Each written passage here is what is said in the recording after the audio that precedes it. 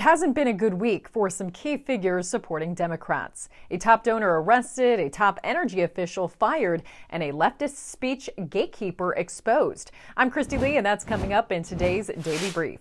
But it's not all bad. At least they have the best fashion icons. Pennsylvania Senator John Fetterman for the win. A swift act of justice for investors or a cover-up? Sam Bankman-Fried is behind bars in the Bahamas. He's the co-founder of the now defunct cryptocurrency FTX. The AG of the Bahamas put out this statement last night that Bankman-Fried was arrested following notification the U.S. had filed criminal charges against him. He's now being held until extradited. Bankman-Fried has been facing investigations related to defrauding investors in both the U.S. and the Bahamas, where FTX was headquartered.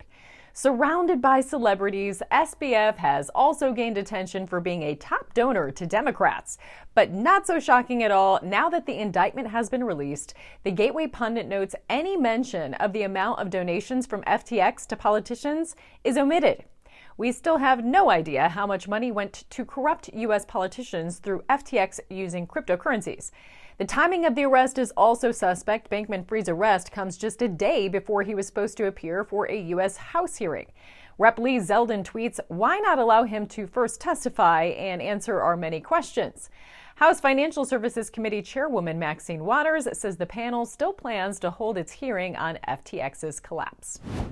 Once proud of its gender non-conforming Department of Energy official, the White House is pretty mum about Sam Brinton's leave turning into a one-way ticket out of there.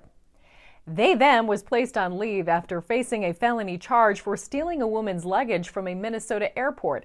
And then a second incident was discovered. Brinton also accused of theft at a Las Vegas airport. Brinton's hiring was once celebrated by the Biden administration as the first gender-fluid person to serve in the federal government, puppy play kink and all. But now the nuke official's profile has been nuked from the DOE website, and it's confirmed he's no longer with the department. I guess Biden doesn't want the baggage that comes with employing a felon. Elon Musk has embraced the role of being a free speech savior, but is he really? There's still many who have not gotten their accounts back now weeks after Musk proclaimed an amnesty, and one popular user who says the platform is even worse than before. Pro-speech Christian rapper Bryson Gray now permanently suspended from Twitter, according to The Blaze. Despite suppression, Gray had more than 250,000 followers and has managed to reach the top spot on Apple Music, as well as chart on Billboard multiple times. Make America godly again, it's a mega party. Gray points out Musk still shadow bans since he says freedom of speech doesn't mean freedom of reach. And Ye was ultimately axed for incitement to violence after sharing an offensive logo. Meanwhile, the Twitter files continue to reveal more about the powers that be who determined what we could and couldn't talk about.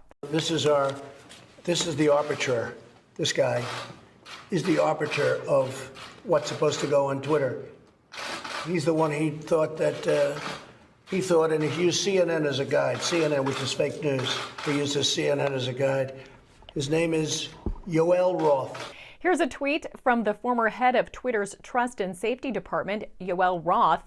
"The Jews got old media, the gays new." Oh, so this is another case for rules for thee and not for me. Got it. But it's not all bad for the left. Senator-elect John Fetterman gets a nod for Best Dressed, which makes perfect sense in this upside-down world. He was named one of the 93 most stylish people of the year by the New York Times. Fetterman was known for wearing shorts and a hoodie during campaign events instead of a suit and a tie. The Independent Journal offers this explanation. There is not anything too fashionable about shorts and a hoodie. However, Fetterman's clothing choice certainly did spark a lot of conversation during the campaign, which might be why he was included on the list.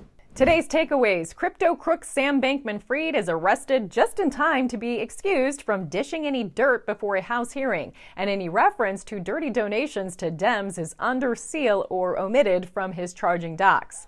The White House doesn't want the baggage of keeping non-binary and now accused baggage nabber Sam Brinton around. Elon Musk seems to have a liberal definition of free speech, and anti-Semitic speech is fine if you're the one in charge of speech on Twitter. And grab your hoodie and shorts, Fetterman declared a style icon. To learn more, be sure to go to AmericanFaith.com and subscribe to our daily newsletter. For American Faith, news you can trust, I'm Kristi Leigh.